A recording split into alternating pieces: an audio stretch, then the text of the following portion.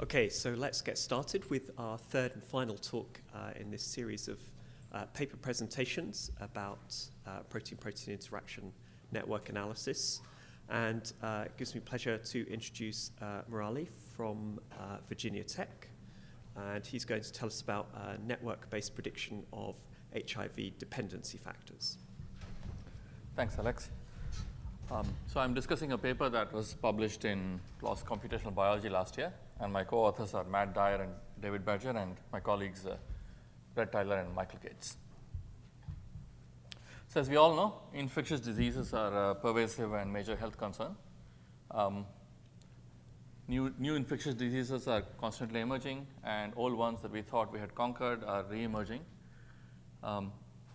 This picture, the y-axis of which is in the log scale, laments the fact that even though the deposition of genomic sequences and gene expression data sets has been growing at an exponential rate, the rate at which new medicines are being submitted to the US FDA for approval and the rate at which they are actually getting approved is remaining essentially flat. Now, in the case of infectious diseases, an even more pernicious problem is the fact that pathogens are becoming drug resistant. And we see news about malaria, new malaria drugs becoming ineffective, antibiotic-resistant bacteria being found near pig farms, and the fact that for deadly RNA viruses such as HIV, patients need to take drug cocktails. Now, as we all know, drugs against infectious diseases typically target pathogen proteins, and typically drugs that develop a pathogen at a time. These targeted proteins can mutate and make the pathogen drug resistant. And this problem is especially acute for RNA viruses such as HIV-1, which have very rapid life cycles. So one paradigm that's emerging, and this was alluded to by Ziv Bar Joseph in his keynote address a couple of days ago, is to try to develop drugs that target human proteins under the hypothesis that since human proteins evolve much more slowly, the problem of drug resistance may be less acute. And a goal also now is to try to prioritize human proteins that might interact with multiple pathogens so that hopefully the drug can be used against multiple pathogens at the same time. And there was some initial work we had done which showed that pathogens interact with very central human proteins in the human protein interaction network, suggesting that this idea may actually be feasible. Today, I'm going to be talking about dependency factors. So as we know, and the previous speaker alluded, RNA viruses such as HIV have very small genomes. Therefore, they must exploit the host cellular machinery in order to replicate and propagate. So at least in principle, we can conceive of viral dependency factors. These are human proteins that the virus needs in order to replicate and propagate. And not surprisingly, in the last few years, a number of screens have been done, genome-wide experiments, to discover these dependency factors for a number of different viruses and even bacteria such as the one that causes tuberculosis. In this talk, I'm going to focus on HDFs, that is HIV dependency factors. So 3 screens done in 2008 uncovered several hundred HDFs. What these did were to use RNAi to silence virtually every human gene in turn, check if that silencing was not toxic to the human cell, and then evaluate whether the spread of the virus was stopped. Each of these 3 screens discovered between 200 to 400 HDFs, and they're published by prominent groups, published in prominent journals. However, a very surprising fact is that there is very little overlap among these 3 screens. In fact, 18 or fewer proteins are common to any 2 of these screens.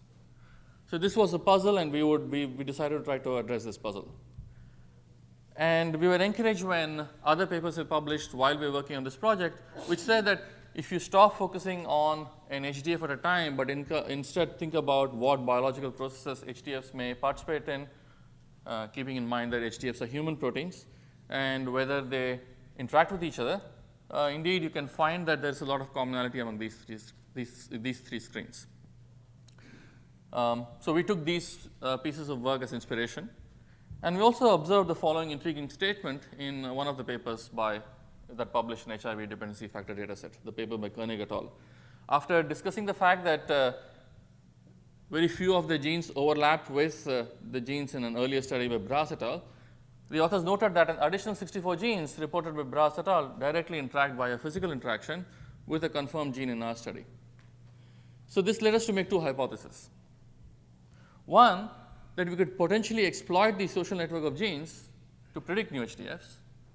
And secondly, if we combine data from all these three screens, we should be able to make much more robust predictions than data from any one of these three screens.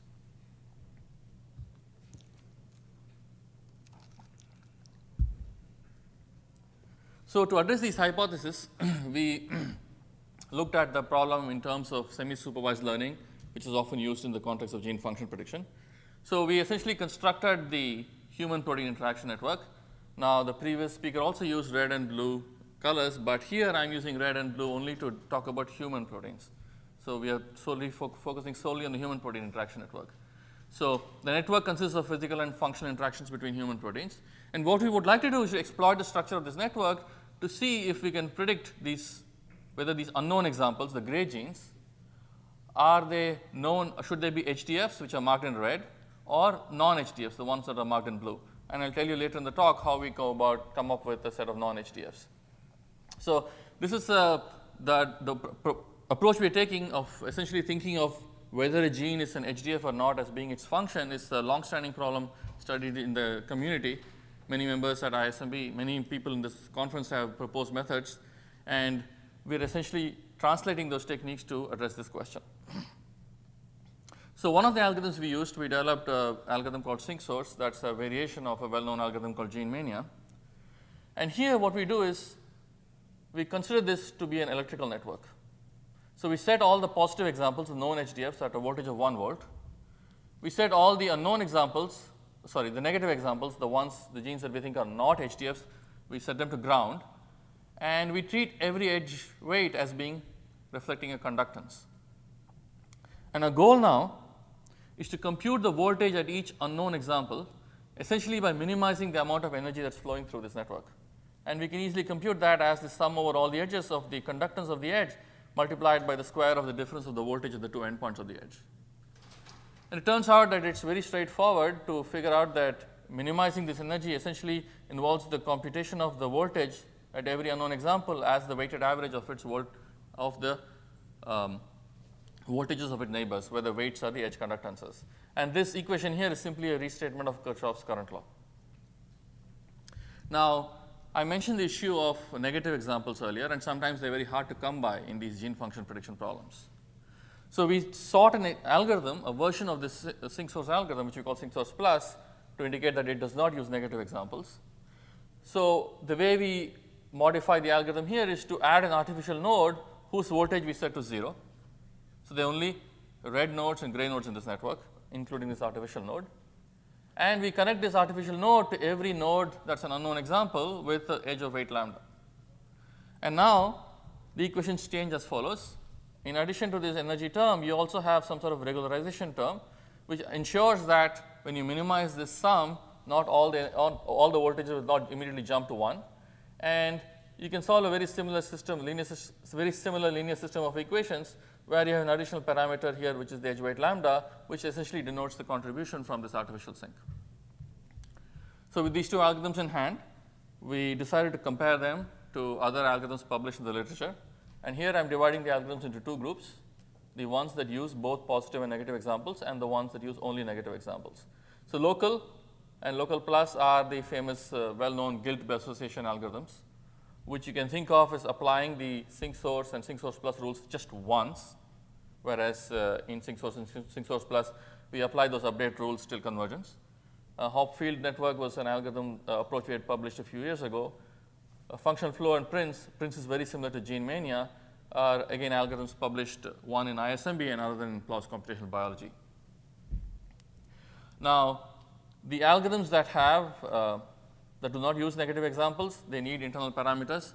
So we tried out a number of different values for these parameters to see what effects they had. To evaluate these algorithms, we're going to have 4 sets of positive examples. One for each of the 3 screens. I'm abbreviating them as BK and Z. And the BKZ data set, which is the union of those 3 screens. And we're going to use a human protein interaction network. We tried out 2-fold cross-validation. thinking that this better reflected the fact that we thought we could predict many new HDFs than the more commonly used 5-fold or 10-fold cross-validation. We also average our results over 10 independent runs to try to ask whether the particular way we divided the examples into folds had any effect on the results. We used a human protein interaction network collected from multiple sources, and we tried out both an unweighted network and a weighting based on a scheme developed by Goldberg and Roth. So once again, I'll remind you that we have 4 sets of positive examples, with the last one being the union of the 3. Now, I talked about negative examples earlier, and what we decided to do was to use human orthologs of essential genes in mouse. And the idea here was that if a human gene is essential or it's orthogonal to an essential gene in mouse, it's very unlikely to be an HDF. So now let me show you some of the cross-validation results. This is a standard precision recall curve, and I'm showing you this result for the sync source algorithm on the unweighted network, where all edge conductances are 1. And there are 4 curves, one for each of the 4 sets of positive examples. The key thing to note here is that the precision recall curve, which is in magenta for the union of the 3 data sets, completely dominates the precision recall curves for the individual examples, for the individual data sets. So this essentially supports our hypothesis that if we combine the results from all 3 data sets, we would be better able to make predictions, at least in the sense of cross-validation, than any individual data set. And this fact is true for sync source plus. The shapes of the curves are different because these algorithms have different properties. Nevertheless, the magenta curve for the union of the 3 data sets dominates the other 3 curves. And in fact, this is true for every algorithm we tested. Here I'm plotting on the y-axis the area under the precision recall curve, which will be between 0 and 1. And the x-axis contains the different algorithms, each abbreviated shown using an abbreviation. And the key thing to note here is that the magenta bars are always much higher than the other bars. Now, for the union of the 3 data sets, rather than compare all the algorithms, I want to show you a very salient trend. So here, I'm showing you the results for the union of the 3 data sets on the unweighted network, just for sync source and sync source plus. And what is interesting is that sync source plus, the algorithm that does not use negative examples, has superior precision than sync source at recalls less than 20%, but after that, the precision of sync source is better than the one for sync source plus. This somehow suggests that at higher confidence values, negative examples play a deleterious role on the performance of sync source, but at lower confidence values, the lack of negative examples actually is deleterious in the case of sync source plus. And this is a feature that we saw as being generally distinctive between algorithms that use positive examples and algorithms that use both positive and negative examples. To summarize the cross-validation results, the precision for the BKZ data set dominates the precision for the other 3 data sets at almost all values of recall for every algorithm. And as I mentioned earlier, the algorithms that use only positive examples have much superior precision at lower values of recall. And we surprisingly found that the results for the weighted versions of the network did not substantially differ from those for the unweighted network. And for the rest of the talk, I'm going to discuss the predictions made by sync source and sync source plus. So what we did here was to actually take the entire data set and make predictions for new HDFs. And we wanted independent evaluation of these predictions. Now, HDFs were discovered in human cell lines.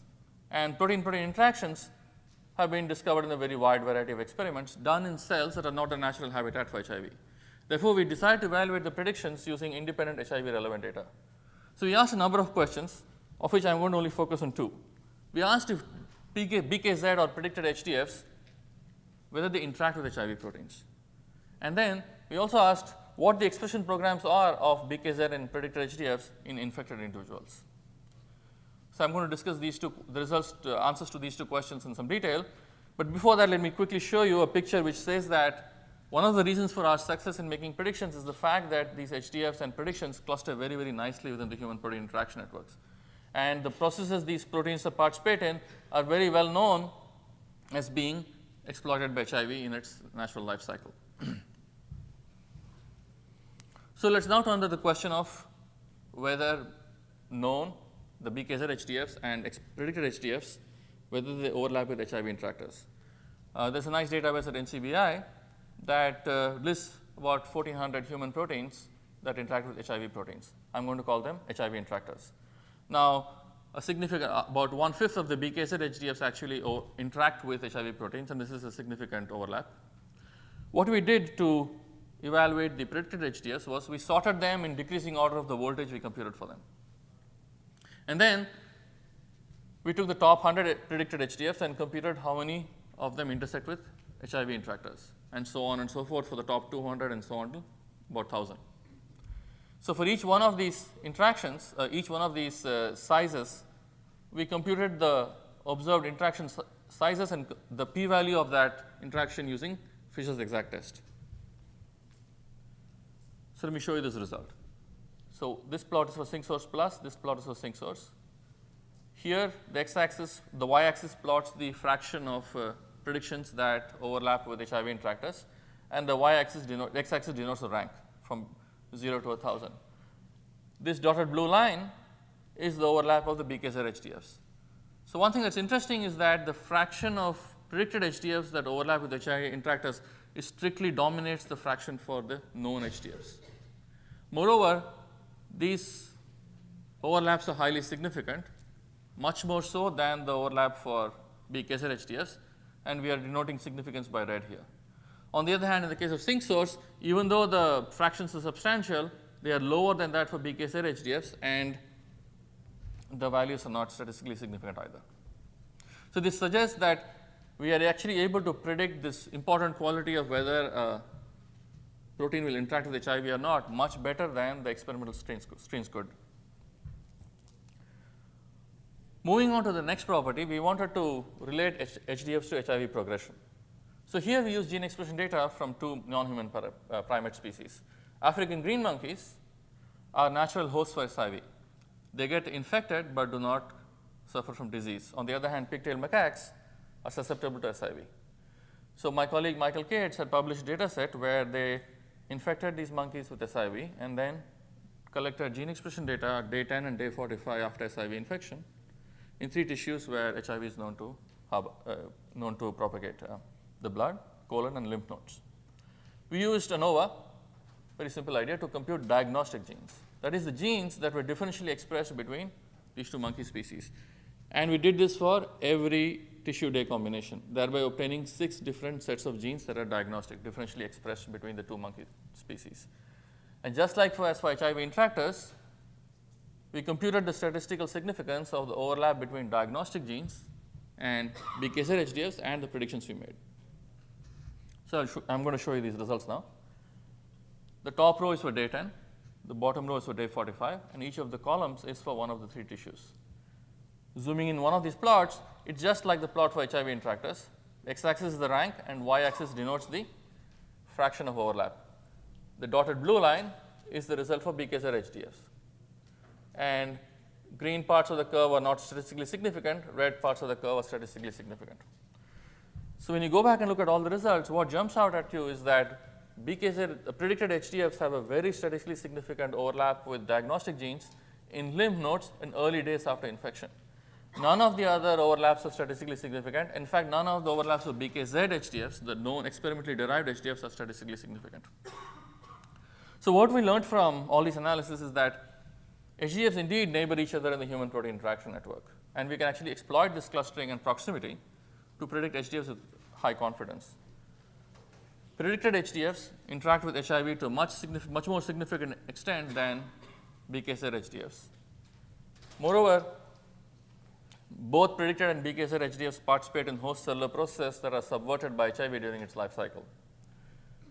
Most interestingly, we learned that the gene expression program of predicted HDFs in acute pathogenic infection is significantly different from that during non-pathogenic infection, especially in lymph nodes and in early days after infection. So this suggests that HDFs may play a critical role in control of initial infection and eventual pathological outcome. So before I go on to tell you a little bit about our ongoing work, I'll just note that the software we have developed for gene function prediction, which implements a number of algorithms proposed in the literature, is available on my website. Which time do I have? A couple of minutes. Okay. So there are lots of interesting questions we can address. One thing we could ask is, what's the effect of clustering on cross-validation performance? We'd also like to see if we can develop gene function prediction algorithms, somehow combine the property of sync source plus at low values of recall, where it has very high precision, with the properties of sync source at greater values of recall. It would also be interesting to understand how off-target effects in siRNA screens affect these results. It is possible that there may be hidden HDFs that none of the screens and even none of our predictions can discover that may actually be more common to all three screens. Finally, we would like to combine dependency factor data sets to predict for different viruses to predict these so-called broad spectrum drug targets. And I'll briefly tell you one result. I'm going to skip over a few slides. So we decided to look at the influence of dependency factor data sets. And a group which also published the HIV data set had a data set in Nature where they published about 300 odd influence of dependency factors. So the first thing we thought of doing, in fact we just did it a few days ago, was to ask, can we predict how well can we do cross-validation here? It turns out that using the same set of negative examples, none of our algorithms really perform very well. So all of them have an area under the precision recall curve between 40 and 50%. So this is rather surprising, and it suggests that either we need to develop new algorithms for gene function prediction, better algorithms, as we have seen being argued in some of the talks earlier in this conference, or perhaps these influencer data sets are not as very comprehensive, or it may be possible that here is a virus where network-based proximity is simply not a feature. So with that thought, I'll acknowledge my colleagues Michael Cates and Brett Tyler, and my former student Matt Dyer and my student David Badger, and our funding agencies. And before people have any questions, let me just point out that I have a few postdoctoral positions open on combining top-down and bottom-up models in systems biology, and I would encourage you to talk to me if you're interested. Thank you.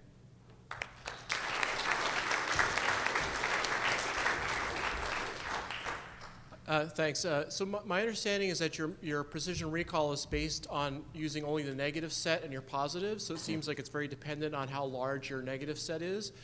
So like, you have still 60% precision at 100% recall. So since your actual method is applied to the entire set of genes you have, how does that affect the way that it seems like you would want, like, if you actually measure it, including all the genes, your precision recall curves would look a little less impressive. Can you just comment on that? Course, certainly. Okay. But the point here is that the precision recall curves are not the end of the story, right? Just making sure I understood how that was done. Yeah. Any more questions?